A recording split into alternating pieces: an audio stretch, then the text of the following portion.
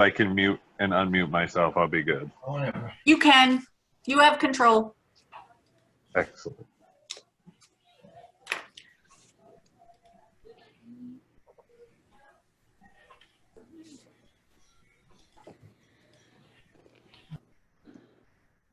I think they have it turned off. I see Laurel. All right. Yay! You're the hero. All right. There we go. Right on? Oh, thank you, Okay. sweetie. All right, but wait. You want to double screen, right? Yeah, I'm doing that. All right, minimize, maximize. Hold on a minute. Okay. All right. How's that? Yeah, okay. There you All go. right. Yeah. All right. Thank you, ladies. Thank you, IT.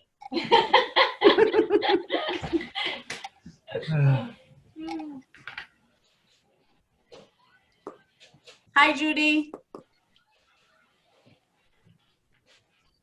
There you all are. Hi, Melissa. Hi, Hi, Ashley. Hello. Wait, that's just too much. How are you? Okay. How much light do you want? I'm sorry, that one, that one, that one? No, no. Got that turned on. Do you even need this though? It's a little dark then. All right. Yes, you look mysterious, Peter. Freaking. Trying to get the light to work. After the camera. Hey, I look mysterious too. Mhm. Light on one side Freaking. There you go, my love.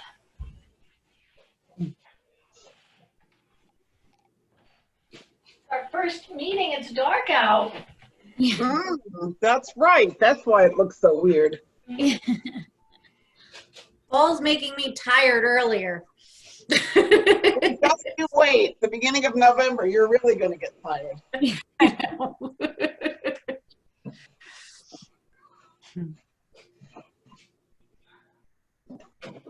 That may help some. It helps a little. The Apple computers have such horrible cameras sometimes, unless you have like perfect lighting. So I literally use my husband's like photo lighting.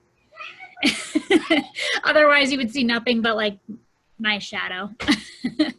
Well, this is not an Apple. No. We get better sound up here, though. One thing the Lenovo does not have is great sound. Yeah.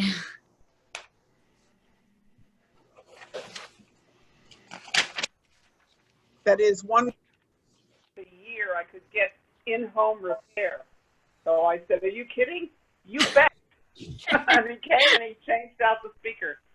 Oh. But I'd still rather use my little extension speaker. It's got better sound. Hi, Brian. Hi, everybody. Hello.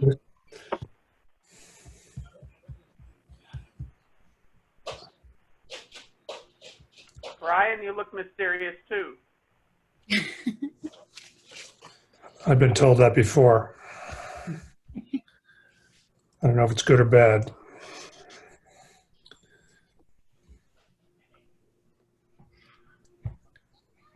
I did not download all those JPEGs, Melissa. From Connor? The pictures from Connor? You're muted. The pictures from Connor? You're muted or you don't have a microphone. I don't know which. No, I can hear her. I think she's got the sound turned off. Can you hear me, Judy? You don't have a microphone showing up. Oh no, she's muted. She's But you muted probably the means it's not computer. connected. Connor, can you hear me? I can hear you. I think everyone can hear each other. Yeah, it says you have a microphone. Mm-hmm. Can someone Does call not her indicate that you're muted, but I can't hear you. or Let me perhaps chat. message? Yeah, if you could chat her. Ashley, can you hear me? Yep, I can hear you. Oh, you mean But Judy, yeah. Connor? Nope. What I can do later on is share my screen for a second and show Does everyone anybody else hear her? once it maybe once everyone Judy, else is- everybody hears me but you. Judy, don't can think you hear me? She can't hear any of us. That's what I figured. Oh, that's that's interesting. That happened before. Wait, can you hear us now? Judy? I think she's. Can you hear me? Yeah. Yes. All right, there's something going wrong here. Hi, James. Hello, how are you? Good. How are you? Good. How about now? Yep, we can hear you. Can you We hear us? can hear you. Hi, everybody. There's something the matter with Hi, my, Ben. Hi. I'm hearing you, so there, I don't know what it was. I'll There worry we about it. Are you good, Judy? Yeah, now I am. Okay.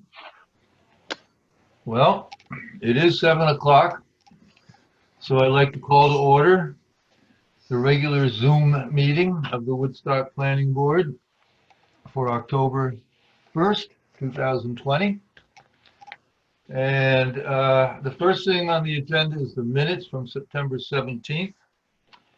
And I don't know if anybody else has any thing to add to it, but I have one correction I would like to make, which is on page 7, about halfway down, right underneath where it has a dollar figure of 1,500, and we're talking about the Garden Cafe.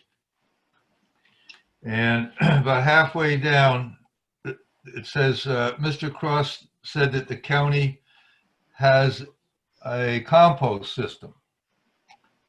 And that should be a period, because that's the end of that sentence. And then it goes up, and then it says, and continues with 60 days.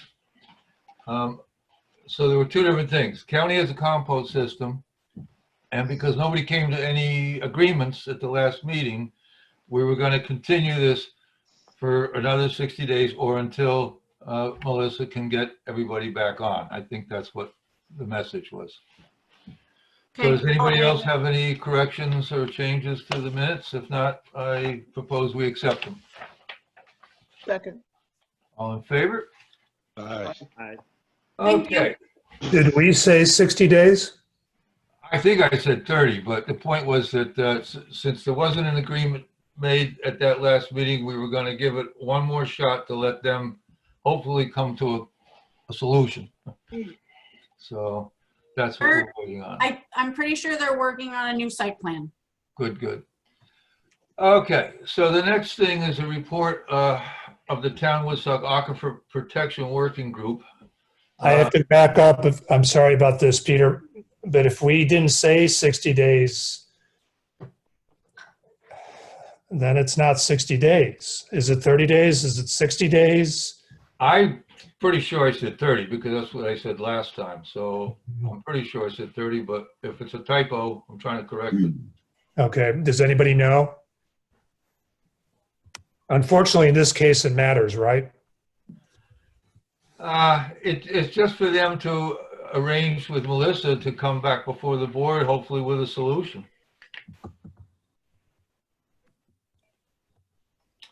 So whenever they feel they do, they should contact Melissa and we'll certainly hear about it. And I'm sorry to drill into this. And so does that mean collectively they come back with a solution? Each party finds their own solution? I think it sounds like where they're landing was to come up with a collective solution and present it in the form of a new site plan. But I think we're going to get the chance to talk about it tonight, right? They're on the schedule. No, they're not. No, They're they're not on the not. schedule. Oh, did I So, look at that? And so the unfortunately, whether it's 30 or 60 has relevance.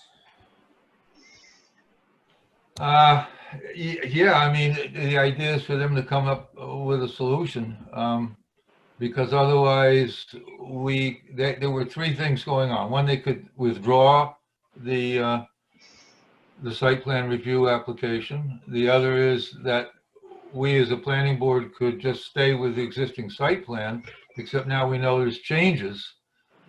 So they really need to come up with a solution themselves as far as the collection goes. Yeah, no, I agree. I mean, I will tell you, there has been some activity from Garden Cafe, I know we don't want to go down this path, but I know that they're doing things on their end. And so what I'm trying to figure out is Peter, if you thought you said 30 days, then I think we should put in 30 days, not 60 days. Yeah, I would agree. I agree too. Yeah. That's why I was trying to correct that in the minutes. Okay. Because it was kind of a run-on sentence with the county mulch and 60 days. So Yeah. So, I correct that. okay. But it's 30, they've got to move on it.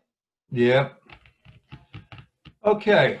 Okay. So moving on, communications and announcements. We have this report from the Town of Woodstock Aquifer Protection Working Group, in which they have produced a map showing the town's aquifers. And that's very helpful. And it should be included in the comp plan. And it should also be something that if we have anything before us on top of that aquifer, we would take that into consideration. Yeah, and I would very much like to have a copy of that in a shapefile that I could add to my map. Well, you know who to ask for that. Oh, Jerry? Yeah. All right. Yeah. Yeah. Okay. And then we have a memo from Ellen, the CEO, regarding the Richard Isaacs application. And it was before us, and we all agreed that it was of such minor scope that we really didn't need a public hearing, that it was so minor, but I kept bringing up the point that was it a change of use, and that we then decided as a planning board to ask the CEO to make a statement about that, and she has written a letter basically saying that it's okay, and that given that the planning board has the choice now to not continue with any further review and to just go ahead and permit it.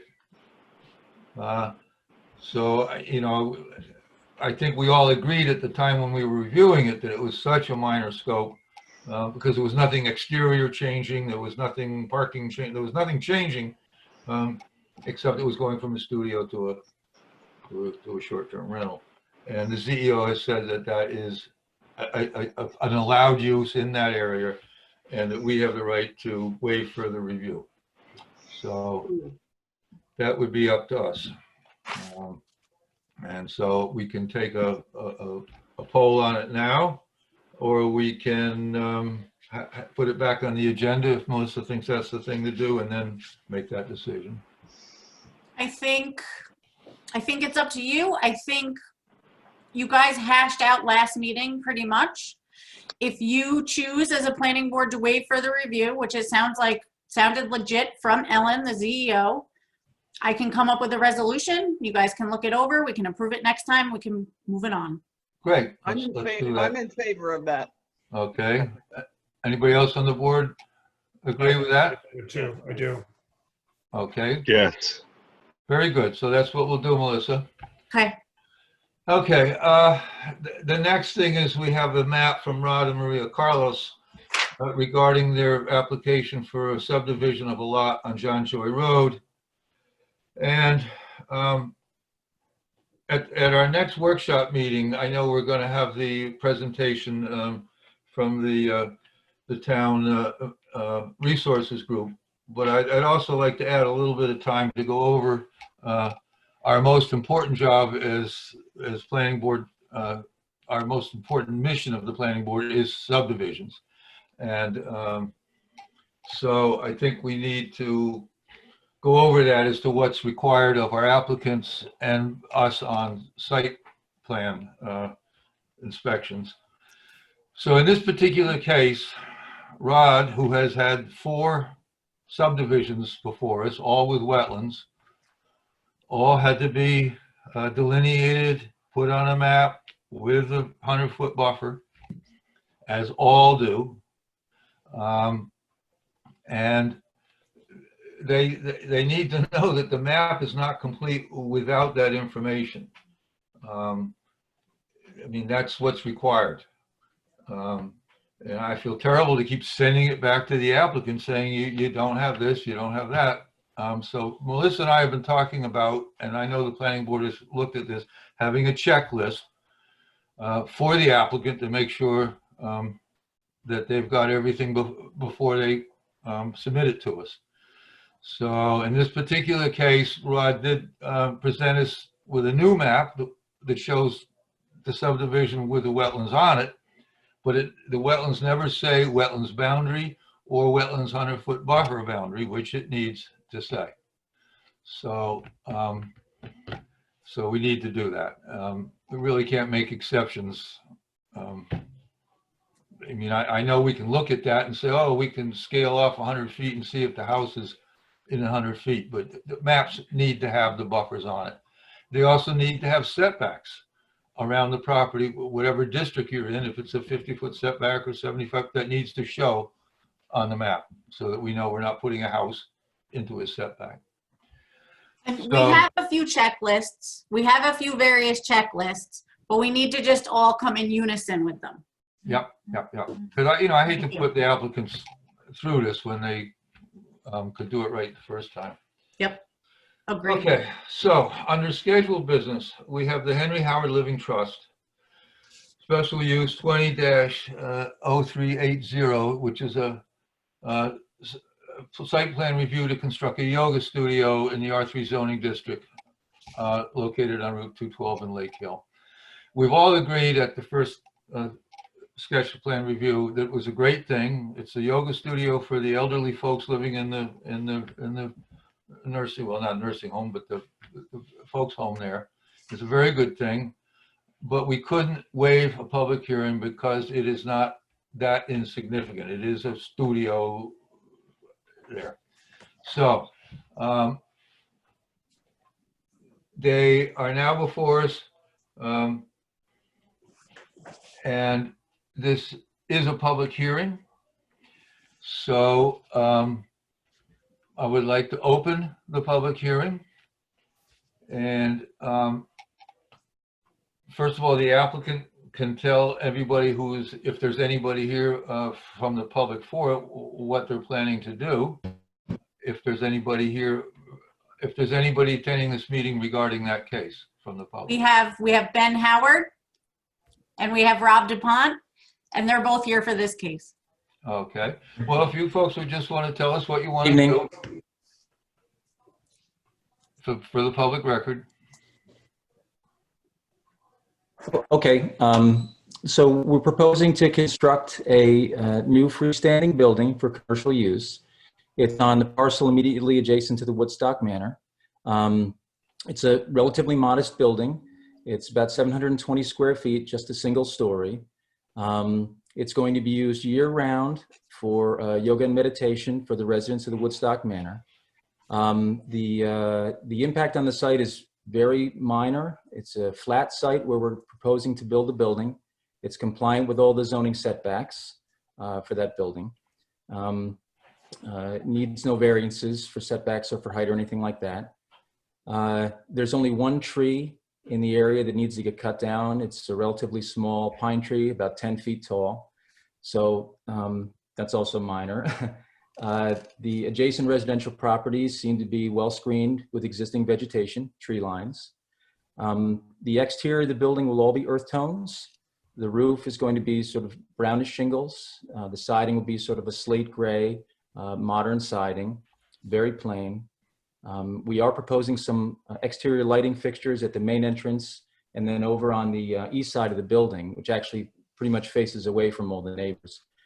Melissa, did you supply the lighting cut that I had sent to the board members? Because there was a question as to whether it met dark sky compliance standards, which it does. It's just a downlight about 12 inches tall. There is no water going to the building. The only utilities that we have going to the building are electricity for lighting, and we're using a small heat pump system for heating and cooling. Okay. Is there anyone from the public in this meeting for this case?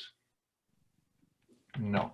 Melissa, did you get any letters or phone calls regarding this? I had two lovely neighbors come in and see the file, Valda and Mr. Imee. They're the next door neighbors, Phil and Valda, and they looked at the plans. They just wanted to check the location of the building, and they were on board with everything. Fantastic. All right, I'd accept a motion to close the public hearing. So moved. All in favor? Aye. Okay. And therefore, Go ahead. Melissa, I guess you can go ahead and prepare a resolution. It's, you guys got it. We can vote on it later. Okay, so we don't need to stick around for the whole meeting? You don't need to stick around. We'll be in touch. I'll talk to you guys. Thanks, everybody. Okay, yes, Great. good luck Thank with you the project. It's a very Yeah, good thank you. project. Thank you. Have a good evening. Thanks. Good luck. Thank you. Thank you. Bye-bye. See you. You guys got the resolution. Yeah, You had asked me to prepare it so we could keep this moving for them. okay. We'll vote on it after.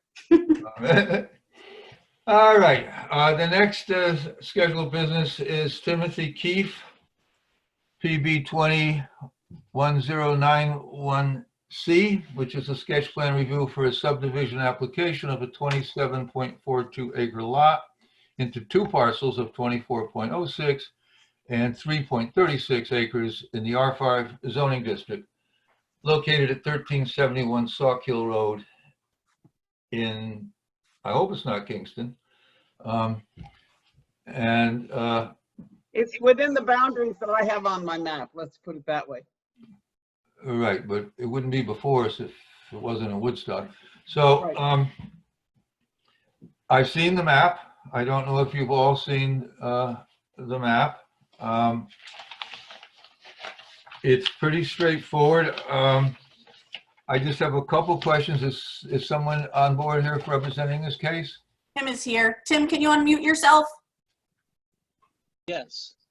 Hi, Tim. Hi. Hi, how are you? Okay, good. So a couple of questions here. The lot, the 3.3 acre lot that's going to be created, and I see there's a dirt road going through it. Do you presently have a curb cut from the highway department for that lot? Yes, we have a county curb cut. Obtained that about 6 months ago. That should be with the file there somewhere. You guys received that.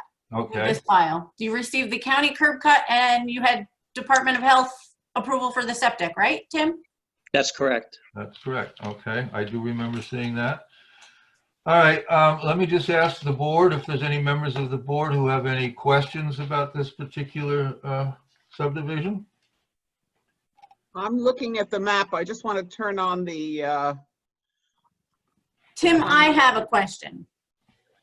On Ulster County Parcel Viewer, this parcel is only in your name, not your wife's. Correct. So when we do the map, your brother, Ken, your brother, did you and Kim on it. So we have to make it accurately and take her name off and just have you as the owner because that's what it shows on the parcel. Okay, yeah, we could do it on the final map So there. we can talk about what needs to be on the map, but that's the first thing that caught my attention. Okay, thank you. Yep.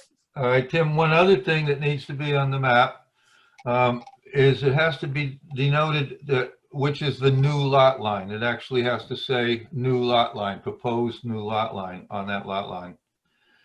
And then there'll need to be a set of bulk regs, which explains what it was before the subdivision and what it is afterwards. In other words, that the lots comply with all the setbacks, and that needs to be, the bulk regs have to be on the map. He didn't put that on there, Melissa? It may not be on the one I see, it may be on another one. That I don't know. The proposed new lot lines aren't. I'm not sure about the bulk regs. Okay. So you have the County Board of Health approval. It Correct. meets all our regs. Since this is a sketch plan, I feel it's ready to go to a public hearing if everybody else on the board agrees. Okay, hang on a sec. He does have the schedule area bulk and regulations. On it? Okay. Okay. Yep. I just have We just need the lines and we need the names changed. Tim, you and I can email, we'll talk, we'll get it up to date, okay? And one other thing, Melissa, that needs to show the setbacks on the lot. For whatever zone the setbacks are in that zone, it needs to show the building setbacks on the lot. You mean the proposed building or in the bulk regulations? No, just on the map itself. I don't know what it is for that, but if it's a like 35-foot setback or whatever it is, that needs to be on the map. I think that's on there also. All right, well then I might be looking at a different version of it. So the one I have doesn't show it, but as long as the one that's going to be approved has that on there, we'll be good. If not, we'll get it on there. Okay, we'll double check. Okay. All right, so I'll entertain a motion to put this to a public hearing. So moved. All in favor? Aye. Okay. Peter, you're supposed to get a second.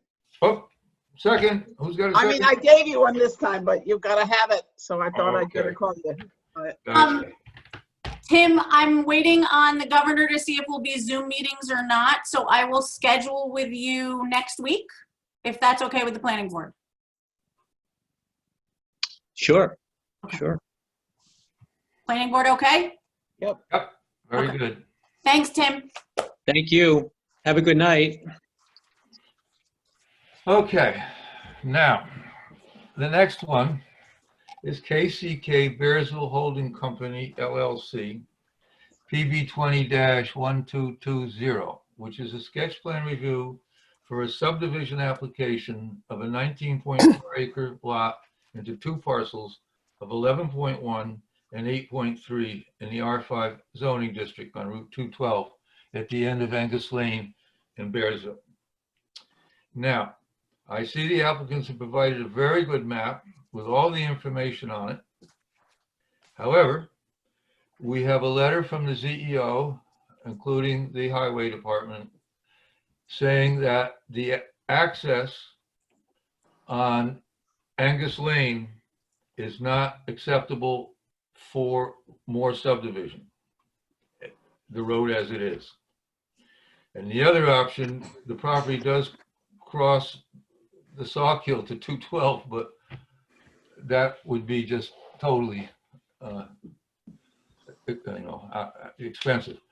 So what the CEO is saying is that the only other option is to improve the road, the Angus Lane access road. Now, I don't know what the state of that road is, whether it's privately owned, whether property lines go into the center line of the road. I don't know what the width of the road is or what would be involved in that.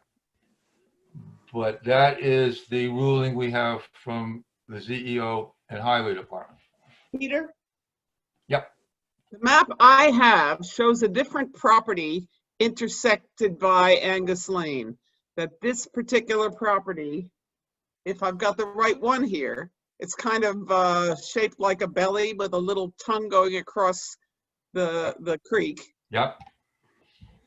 I can show this to you if I do a screen share. Sure, let everybody take a good look at it. Help explain this. There it is. Angus Lane, according to this, is here. And I don't know who owns this property. I could look, but at the moment, this shows as the one that they are working with. Right, so the question becomes more or less a legal one. They apparently have legal right-of-way over Angus Lane to the existing lot. And it's the existing lot of record. So doesn't matter when it was created, it's an existing lot and therefore a buildable lot. However, to make a subdivision and to make two lots out of it is beyond what that road is capable or is permitted to have. And there's also a wetland right across where that access probably is. Right. Can you hear me? I have a question. Sure, go ahead. There's another property back there. This is Mr. Wanger, the owner, correct? Hi. Hello. Yes. Hi. Hi, everybody. I'm Ken. So there's another so if I can't subdivide, does that mean that the property that's back there, I think it's owned by Rose, that can't ever be built on unless the Angus Lane is improved? Well, that's a decision by the CEO and the highway department as to the access road being correct for the amount of properties it serves. You're best to ask the highway department that question as to whether that road can be used for that.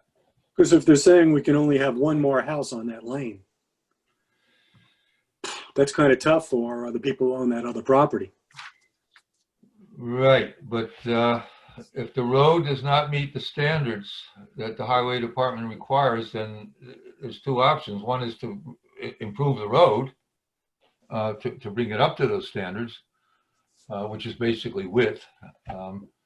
And I don't know how many properties that would involve or what would be involved in doing that. More than one. Yeah. Mm-hmm. Which, So, talking about this property up here? Yeah. Yeah. That'd be rough. yeah, Makes it completely landlocked. I mean, if the lane came up this way, you'd have another access up here and they'd have access, but it would. Well, I actually there's a right of way on the property. There's already a timber road, wood road, but needs to be made into a road.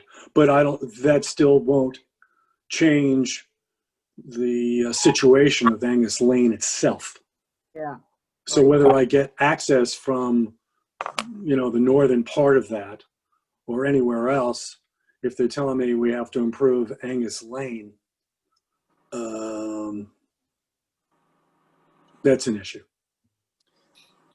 This is Bob James. I'm the engineer and surveyor on the project. First of all, that location of Angus Lane on the map that you're showing is completely in error. Angus Lane comes down and meets the yellow highlighted property along another property, last name is Lawrence. If you want to move your cursor a little bit down and a little bit to the left, your little hand, nope, just move your hand over to the lower right of the yellow highlighted. Down here?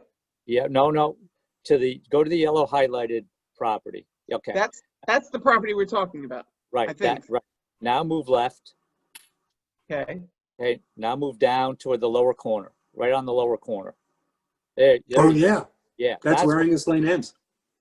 Right there. That's where Angus Lane is.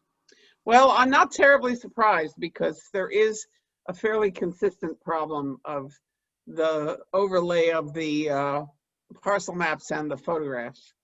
And that may be my fault, or it may be the way that the county parcel maps are drawn. I'm not sure. Yeah, I think the county maps are wrong. Yeah. And just one other question while I'm speaking here. The blue shaded areas. Those are wetlands as Hudsonia has identified them. Okay, they're not on the state list or the federal Okay, here's list. the New York list. Just a second. It doesn't look like it's showing up at all. This Right. thing gets very slow when I'm trying to use it while I'm zooming. I didn't find anything on the state or the federal list. Okay, I just turned on the New York list. It's not showing anything there. So, you never see it on New York State wetlands because New York State wetlands have to be 12.4 acres or greater. All we get to see is the federal wetlands. okay. And Hudsonia has identified all the wetlands in Woodstock. And if you were to go forward with this subdivision, we would have an inspector look and see if there were wetlands. If there were, they would have to be delineated and so on. But our real issue comes back to the access to the road. Yeah. And all I can suggest is to go to Mike Reynolds, the highway super, and ask him what exactly he thinks needs to be done to make that happen. He's the one Okay. to answer that. We really can't tell you. Well, I have a question. So if I can't subdivide and build 2 houses, can I get a permit for 1 house now? I mean, not Oh, now, yes. but can I get a word for 1 house? Oh, definitely. It's an approved lot. So regardless, you can put a house on it. Now on the single house situation, is the wetland still have to be delineated? Well, we'd have to send the wetlands inspector out there to look at the site. And there's basically 2 options. If you're so far away from the wetlands that it's not a problem, in other words, over 100 feet away, and you're only doing 1 house, that's not a problem. If it was actually a subdivision, by code, we would have to put the wetlands on it. But if you're just going to build a house, then you just have to make sure you're 100 feet away from the wetlands, wherever they are. Okay. Well, could I build a 1 house with, let's say, 15 apartments? That's a little real estate joke. I'm kidding. Yeah, no, it's again, the whole access is really up to the highway department. That is, that's. I was their kidding call. about that. No, I understand, but that's their call, and it's not a planning board call at all. So It's likely that every property owner along that road, the property lines run to the center. So that yeah, along the way. that's what I thought. Yeah. So it would take getting easements or right of ways and everything from all these property owners. Correct. So I can see that would be quite difficult. So, I understand that when the lot was created, that they obviously had it go out to 212, but to build a bridge over the Sawkill would be rather expensive. Well, it's too steep to come up anyway. Right. Yeah. Right. Yeah. It's a 60-foot climb right after the creek. Yeah. Right as you get across the creek. Yeah. We see a lot of those happen. Lots are laid out on a flat piece of paper. Yeah. So all I can suggest is to go to Mike Reynolds and ask him the minimum he thinks you could do to bring it up to standards. Only I can't answer it. Only he could. Okay. Thank you. Sorry to give you the bad news, but that's what it is. Okay. And talk to Mike Reynolds and see what he says. Okay. See you on the next deal. Yeah, all right. Yep. Thank you. Okay, All right. guys. Bye-bye, everybody. Okay. I get this open.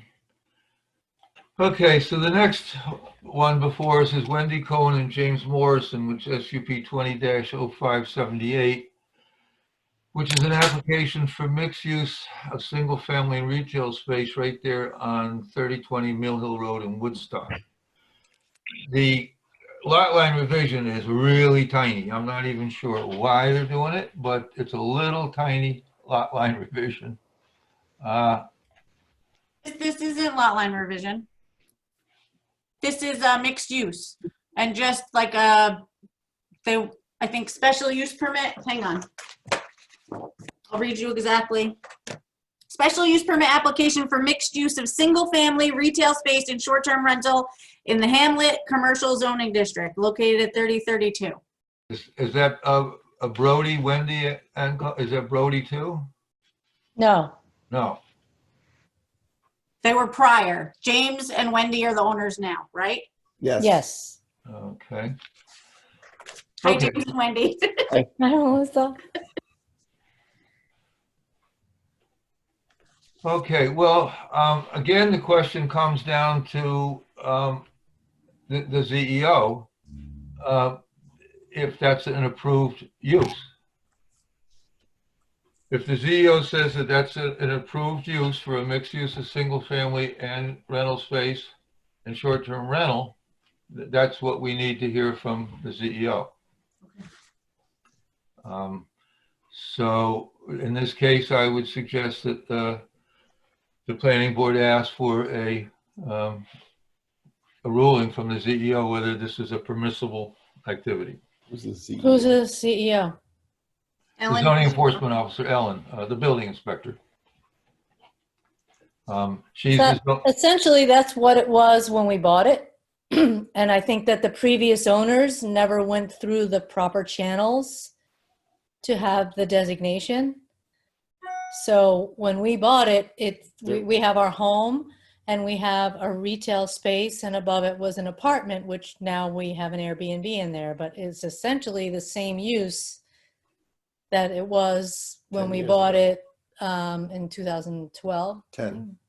That's what the building inspector would look up in her records. That's, if she sees that that's what it was, and it was, then you're right, then it would.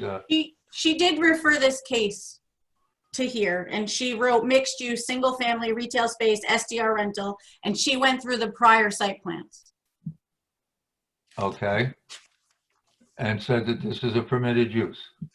It just needs special use permit from the planning board. Right. Okay. Because All right. it's a short-term rental and it's a single bedroom above the retail space. Mixed use requires special use permit, trigger for additional parking or fee in lieu of. Sounds very straightforward. Yep, yep. So basically, we would look at the site plan and review it to make sure all the requirements that are there for parking, lighting. Well, Butch has already done an inspection. Uh-huh. I don't know Okay. what he reported though. Yeah. Well, if everything is that far along, then I would say, Melissa, we could schedule them for a public hearing if we're that far along. Okay. Is that the next step in the process for approval? For a Yes. special use permit, yeah, requires a public hearing. Okay. Yeah, because you guys got the site plans also, the prior site plans.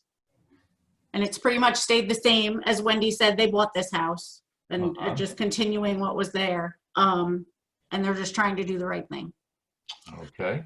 Um, It almost sounds like if You there's no probably change. won't even get a neighbor responding. Oh, we might. I don't know. Renee. Have there been any exterior changes, any major site? Oh, yes, I put solar panels on the building. But I mean, no extensions of the building or? No. We like solar panels. It borders on being so minor, I don't know. If there's no changes. When we bought it, there was a gentleman renting it long-term. Now, we have Yeah, I decided think this to- all started when we applied for the short-term rental. But you're owner occupied, correct? Yes. Yes. So that wouldn't come before the planning board for a special use permit. So you would get your permit from the building department for owner occupied. so mixed use, so then they will give, then the building department should give them their short-term rental. Right. Mm-hmm. So now the choice is, should we do a public hearing or? If there's no exterior changes, if there's no new buildings, if there's no new parking lots, if there's no big changes, it's pretty minor in scope. I think we could. I move that we waive the We public. could wait further review.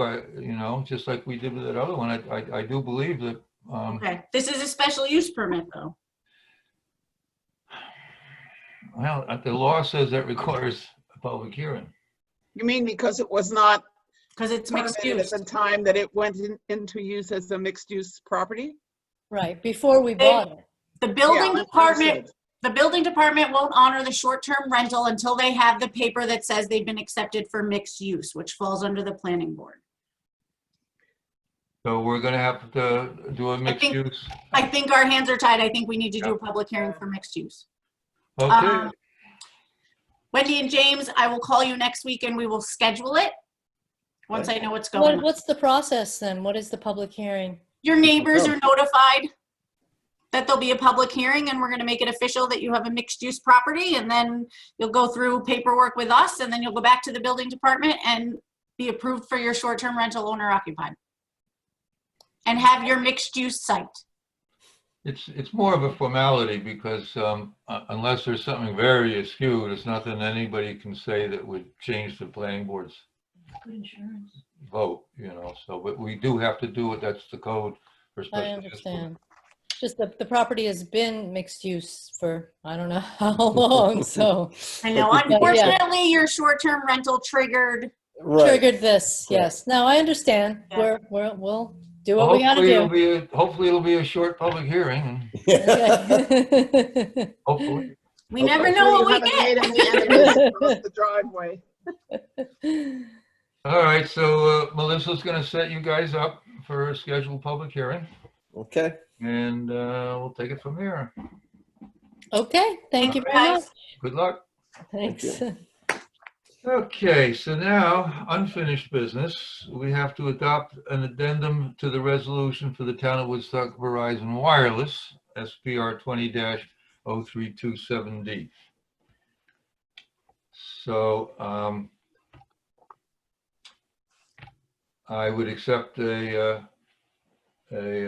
offer to make a resolution to adopt the addendum. I motion that we adopt the addendum for Verizon Wireless SPR 20-0327D. Second, Second? Second. Judy? All right, all in favor? Aye. Aye. Aye. Okay. Now we have to adopt a resolution for the Henry Howard Trust, SPR 20-0380, and I would entertain a motion to adopt that resolution.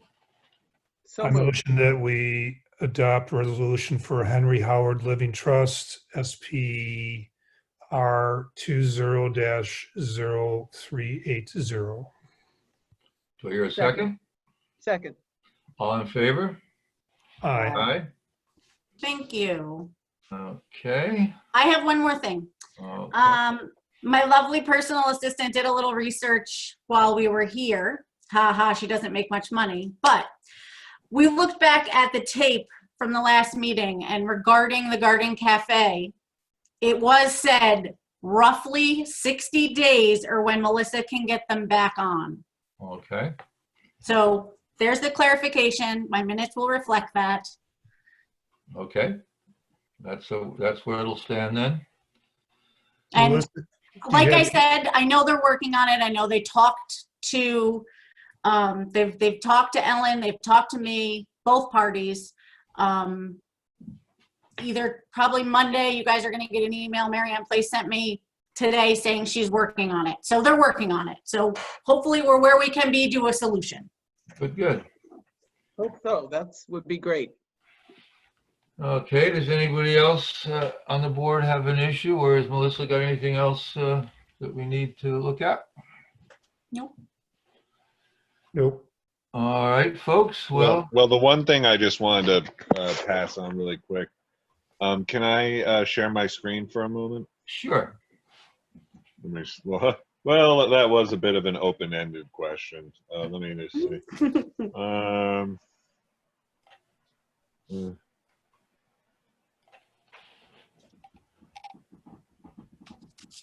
Okay. Melissa, do you have any idea when Garden Cafe is going to be on the agenda? I don't, because they have to submit a site plan. How they're doing it is doing a whole nother site plan for the site, and they're gonna submit it to the building department and they'll refer it back to us. All right, can you guys see this? And you'll get, Yeah. I'm gonna send you that email. I don't know if I'm gonna be working that much tomorrow. Have a lot of hours in. But Connor- Monday morning, I'll send you what came. Connor, give me a second here if you may, but we Sure. haven't, we did not, a couple planning board members suggested or asked if they were going to drop their resolution or case for this site plan, and they chose not to. I thought he So said yes. is it still on? It still is in process. I thought he said yes to withdraw the application and they were gonna do a new one with his conversation with John. No, he did not.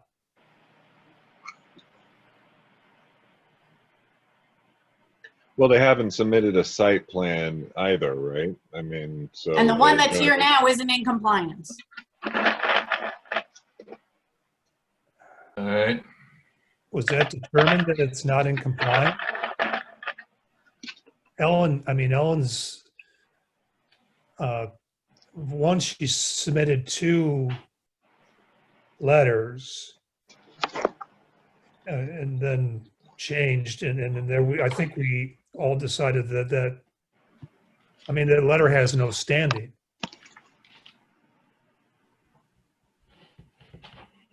I mean, this thing is so convoluted, it's ridiculous. So just because they've said that they're going to do nice new site plan doesn't mean that we've accepted the notion of that's going to happen. What we're making a decision on is the garbage, not a site plan, right?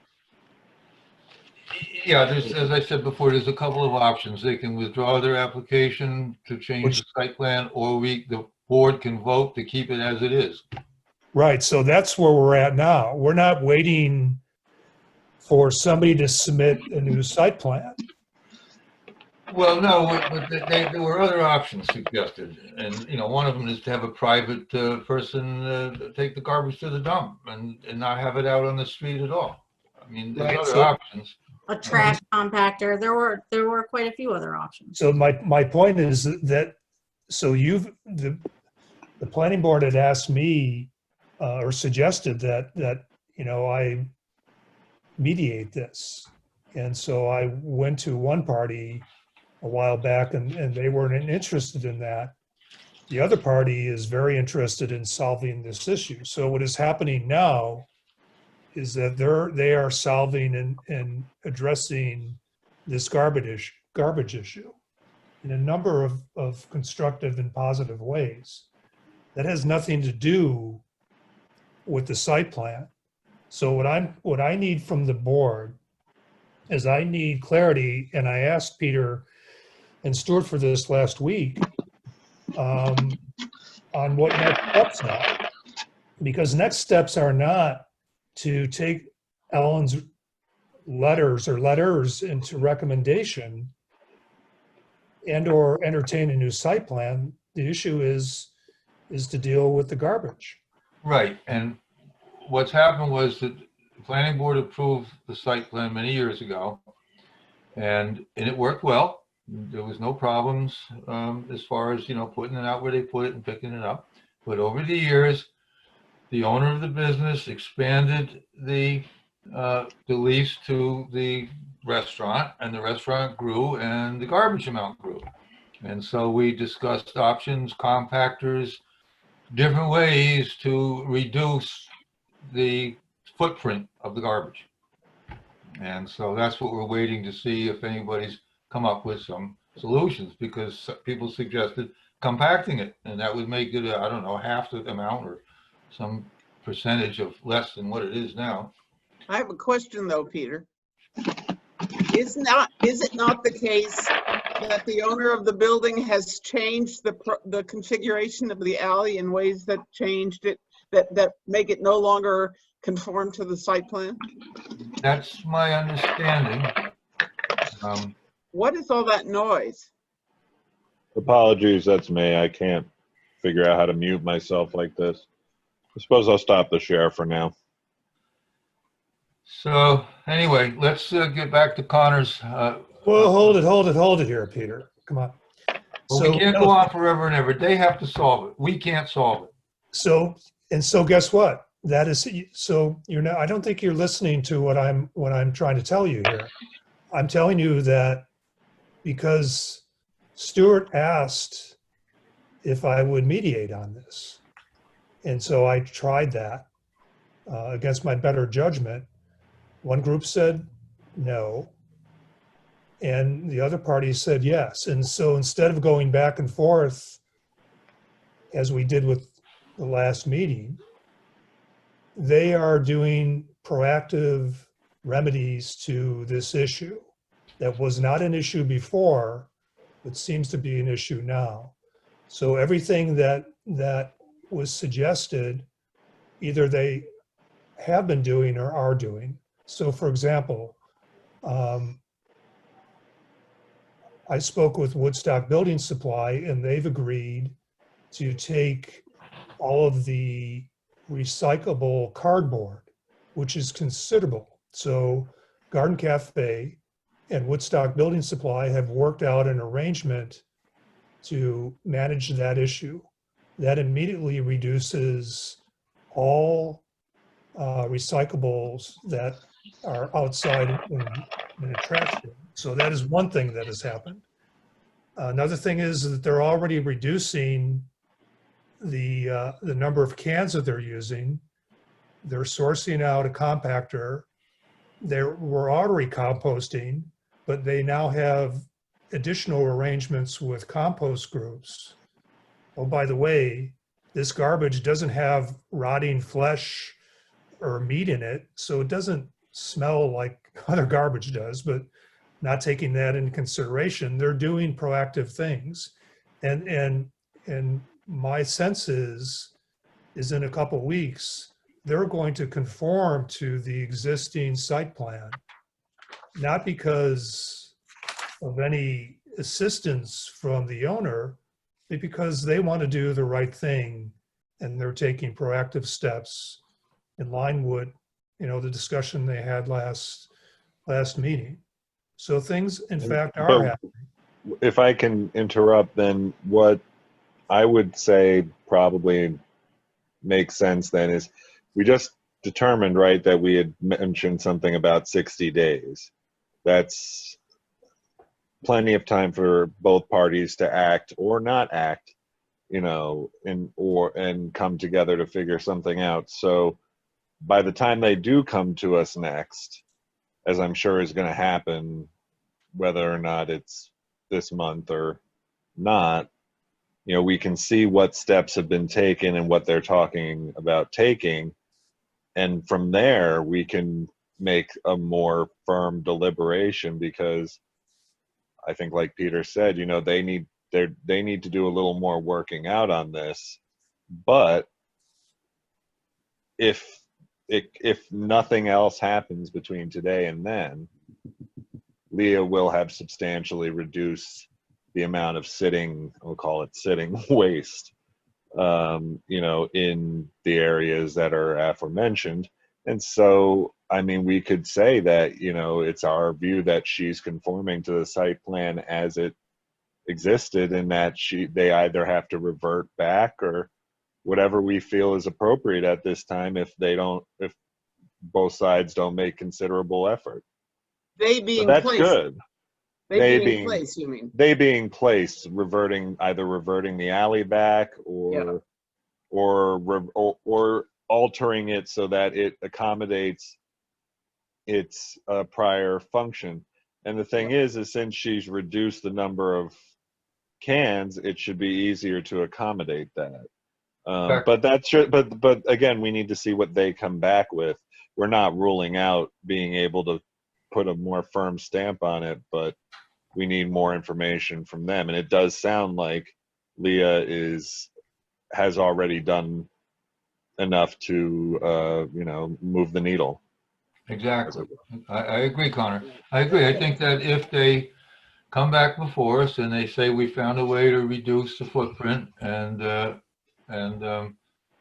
it's not bigger because they grew, they found a way to reduce it, then we would consider that in our decision to, if the applicant doesn't want to pull their application for changing the site plan, then the planning board can agree to keep it the way it is under these new conditions that they're doing. I agree.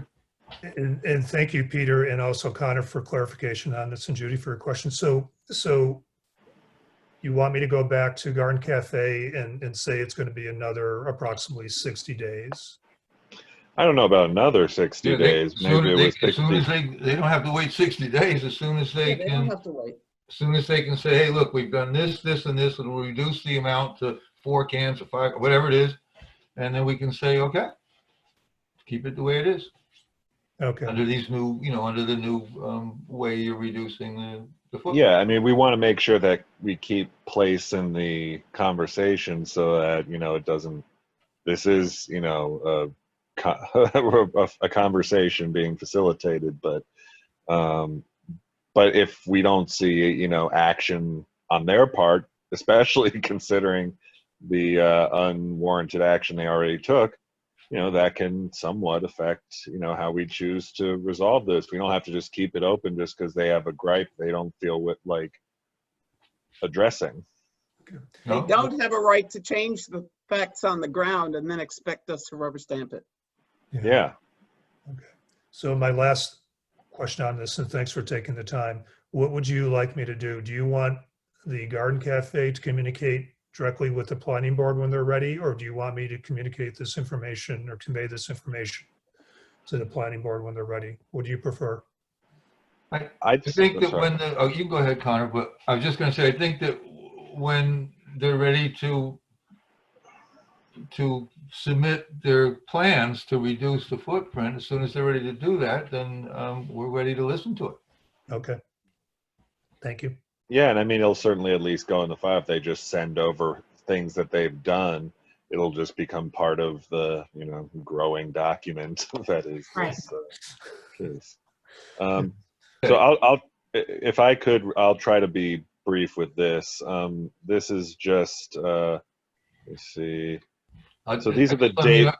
Connor, let me just tell the board that what you're doing is showing how we can control development in the scenic overlay after we've given permits to do certain things. Exactly. So, and I mean, I really think this has broad implication, and that's part of what I'd like to really briefly discuss. So just what happened was I had David Lax come over. That's probably his car right about over there. And he flew a drone up and took aerial photos and one quick video of my property. And basically, as you can see, he can get pretty up there. Yeah, it's a lot better than what we get from the state orthos, I'll tell you that. Well, and these right here are very low res images. Yeah. So they would be higher quality if, they weren't just samples for us to get an idea. But as you can see, you can get pretty far out there. The basic editing that it would take, because these are taken on a drone, they all have GPS information embedded into them. So they can have a compass on there to tell us which way is which. And based on that and their plan, we should be able to delineate what areas. I'm sorry, I don't have a pointer or anything, but for example, where I am here, this and this area right here are really where the canopy really opens up for me. So I'd be saying that from where we're looking at, the whole right side of my house would be a no-go on cutting trees. But other thing he did, and I just want to see if I can. Connor? Yes? The only advantage that the ortho photographs have is that they take them when there's no tree cover. Well, the thing though is that we want to get an idea of tree cover. Well, that's part of Yeah, that's the big point of this. That's true. You can see where the trees are in the ortho by the shadows of the trunks of the deciduous trees. But you can also see what's on the ground. Please do forgive me. I'm hoping this works.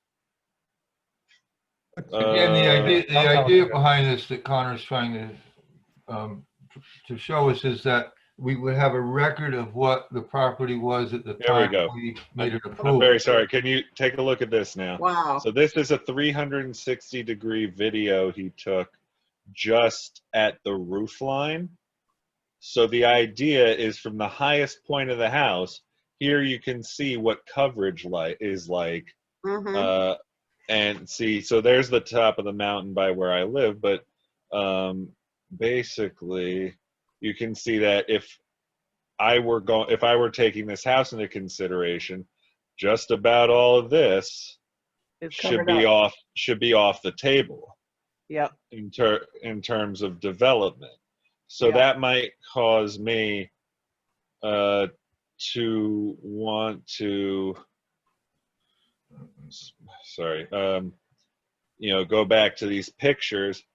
I mean, we could have someone do it, or we could do it on an example sort of basis, but basically go back to the image, mark up with a digital pen or something like that the area that we want to be undisturbed, and all of that took him about half an hour.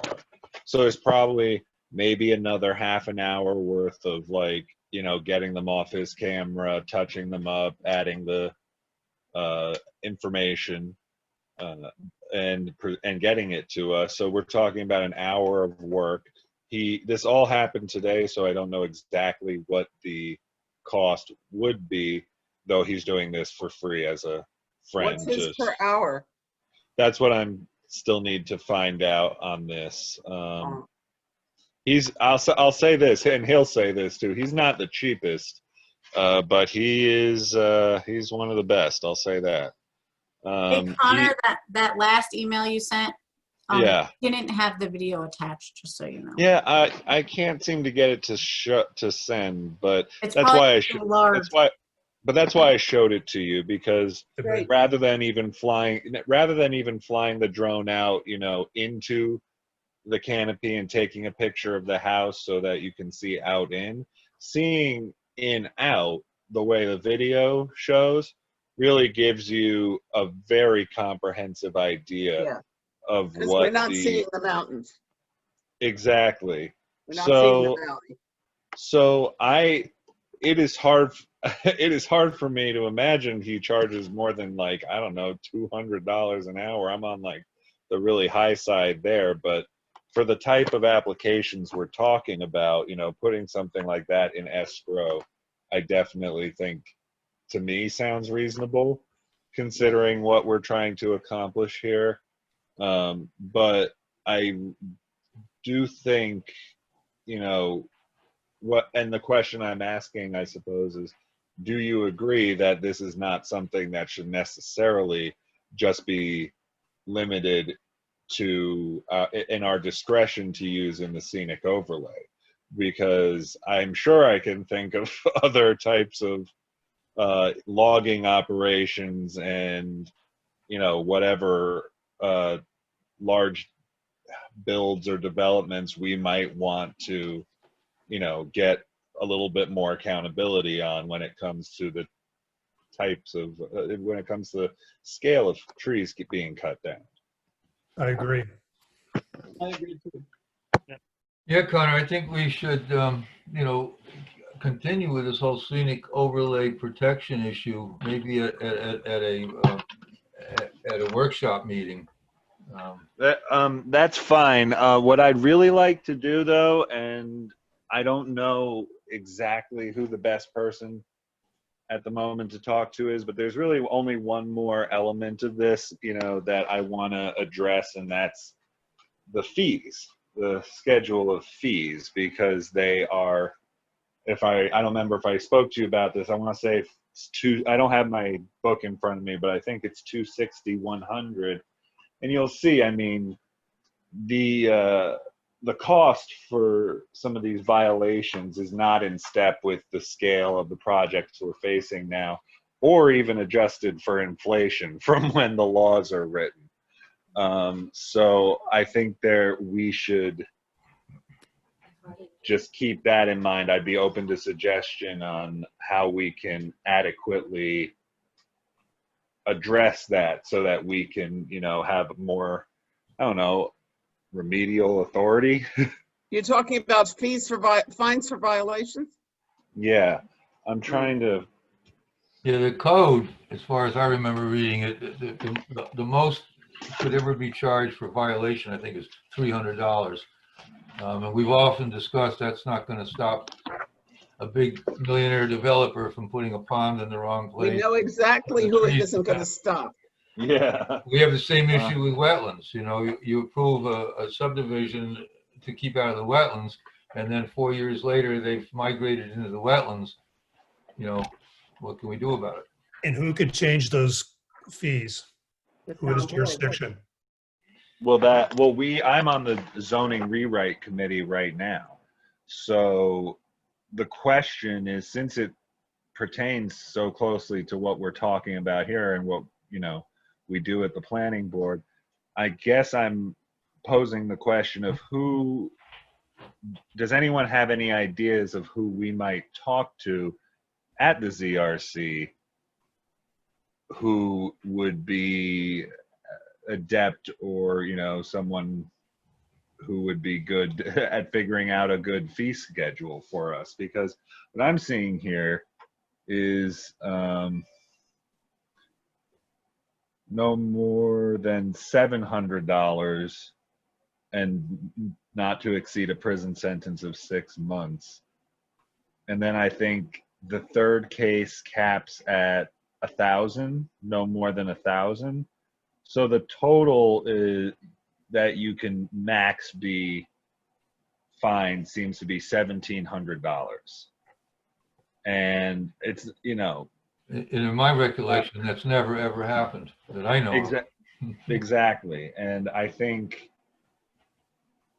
basically, I agree with you, Connor. Protecting the environment and protecting these scenic overlays and the environment as far as wetlands, once they've been destroyed, the cost of repairing it is, I mean, how are you going to repair, how are you going to put back huge 300-year-old oak trees, Well, and of course you can't, but with impairing these proactive video photo shoots with as part of our procedure going forward for projects of a certain type and scale, we can at least have a more accurate view of what was there in the first place, so that we may have to just bite our tongues and hedge our expectations on what's possible, but we can plant the same amount of oak trees. Maybe we can have them remediate in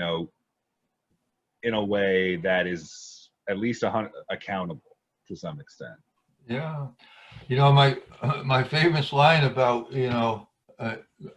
disturbing the wetlands or going in and destroying wetlands is that you never see anybody do it to DEC wetlands.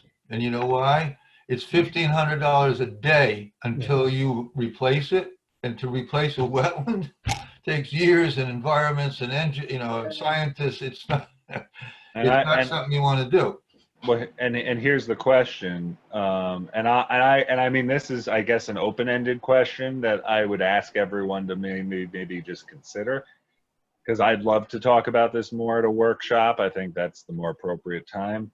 Is that what we want to do? Who would we need to talk to? Who needs to, I don't know, feel good about that? Because I'd like to see that. I don't ever plan on cutting down more than whatever my allotted number of trees per year is. And I want to make sure that, especially now when we're seeing so much development roll through, we don't get bamboozled by it, and before we know it, we're really making a patchwork of our scenic integrity. I totally agree with you, Connor. I mean, the few cases we know where it's been violated, where up on the mountain somebody cut the trees that we told them not to cut for the view, and in a couple of cases where the house was painted the wrong color and we told them nothing ever got done about it. Really, I mean. Well, and so it's not anything I'm putting to a vote, but I guess personally, Peter, then in this case, do you think that is something that you would just casually support, having a schedule like some odd amount of dollars a day, even if it's just language that says whatever the DEC currently, has on the books for their protected areas, or not, maybe I forgot, it's the DEP. DEP is water, right? DEC is Well, they do all wetlands and everything, but I mean, like 1,000, 1,500 a day has a lot more, you know, meat on the bone and tooth, I should say, than 1,700 in total. exactly. I have been worrying about that Sawkill Road subdivision, or not the Sawkill Road, the Chestnut Hill Road one, ever since they came in. I mean, the potential for really spoiling something that is a valuable piece of property, I can't get my brain past that. He hasn't been back. We don't know where that's been since the COVID started. They're coming back next meeting. Oh, there we go. They But just- and that's the case again where the planning board, when we did the original subdivision of that lot, we, by the code, we have to, when you do a subdivision, you have to make sure the lot you're creating is buildable, in other words, septic, and has driveway accessibility and so on. And the rest of the lot, whether it's 100 acres or 10, is also buildable with septic and access. And sometimes we let clients go by because we say, well, can you put a road in there? Well, we don't know. Well, then you have to engineer it. We have to topo it, engineer it. It costs a fortune, and all the person wants to do is to cut out their 5 acres. And in this particular case, and the one on Chestnut Hill, we said the only place left to build was a lot that we approved, buildable. And that's the only thing that we said you could build on that remaining 40, 60 acres, whatever it was. Yeah. No, it's a tough one. But anyway, Connor, yes, I somehow we'll move forward with finding a way to document how things were when we agreed to it and be able to prove that things have changed. Although the next question is, what can you do about it? You know, if it means holding up a certificate of occupancy, that's one thing. But if they already have the occupancy and they cut down 10 huge oaks, what are we going to do? Well, that's where the fee, I suppose the fee schedule comes in, so we'll have to see. But I would like to get it on the agenda for our next workshop. Okay. Let's change the fee schedule consistent with DEC so they feel pain. I don't know that we can do that, quite honestly. I think it may take the town board to do that. I'm not sure. Let's have the town board do it. Let's send a letter to the town board and have them frickin' do it. That was my suggestion. I think it has to go through the town board, right, Peter? I think so. All All the money part goes to the town board. Well, we're going to be moving on it soon in the ZRC, so that we actually, believe it or not, may have the authority to move on this. So we're going to, of course, be talking to all parties, but I feel better about, because I was leaning towards that. Anyway, I'll move on. Thank you. It's one of the issues, like just now we did a subdivision. Now, whenever we do a subdivision, we are supposed to take money for parks and recreation because we're saying we're adding more people and these people need a place to have parks and recreation. So the fee used to be 100. I think we raised it to 300. You know, how are we going to buy acres of land in Woodstock for recreation with $300? I mean, it's just ridiculous. But that was the idea, is for when you create a subdivision, to get money to set land aside or be able to buy land for parks. So that's one of the things we have to look at. So folks, if there's anything else, anybody else got an issue here to talk about? Nope. Or I'll entertain a motion to adjourn. Second. All in favor? Aye. Have a good evening, night, everyone. Thanks, Peter. Thanks, Melissa. Thanks, Thank you, Energy. guys. Thanks, Thank you, Judy. Melissa. Thanks, Connor. Bye. Thanks, James. Take care. You too, Brian.